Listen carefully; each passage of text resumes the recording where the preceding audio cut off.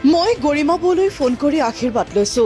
বৌক কৈছো, বৌ মই জুবিনৰ নামত ভোট খুজিব নাযাওঁ। মই গৰিমা বৌলৈ ফোন কৰি মই আশীৰ্বাদ লৈছো আৰু বৌক কৈছো যে বৌ মই কোনো জুবিন দাৰ নামত ভোট খুজিব নাযাওঁ।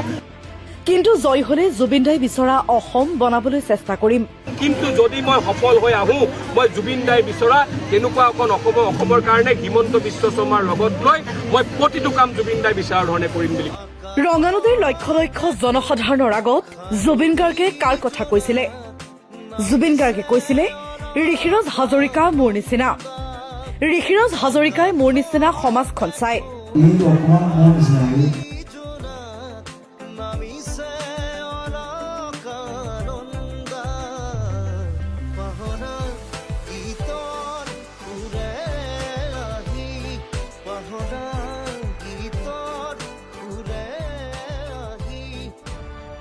ৰঙানদীত মাৰাথন গতিত নিৰ্বাচনী প্ৰচাৰ অব্যাহত ৰাখিছে বিজেপিৰ প্ৰাৰ্থী ঋষিৰাজ হাজৰিকাই।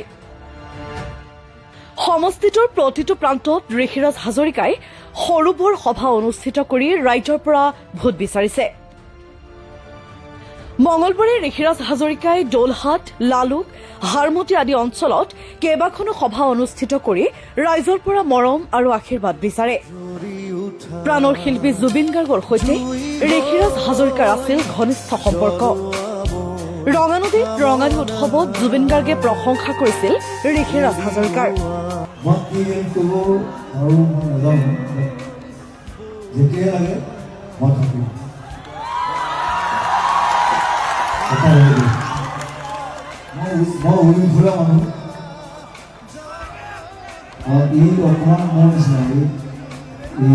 কুকুৰ ভাল পায়, সি অজগৰ ভাল পায়, সাপ ভাল পায়, খালি বাঘ পোৱা নাই। বাঘ মই বুজিছিলোঁ, মই বুজিছিলোঁ এই বছৰ। So, I love you a lot.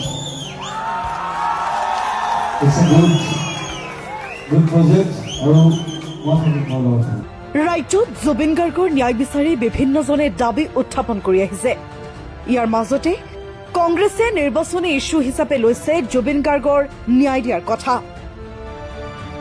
কংগ্ৰেছৰ চৰকাৰ হলে 100 দিনৰ ভিতৰত হেনো দিব জুবিন হত্যাৰ ন্যায়।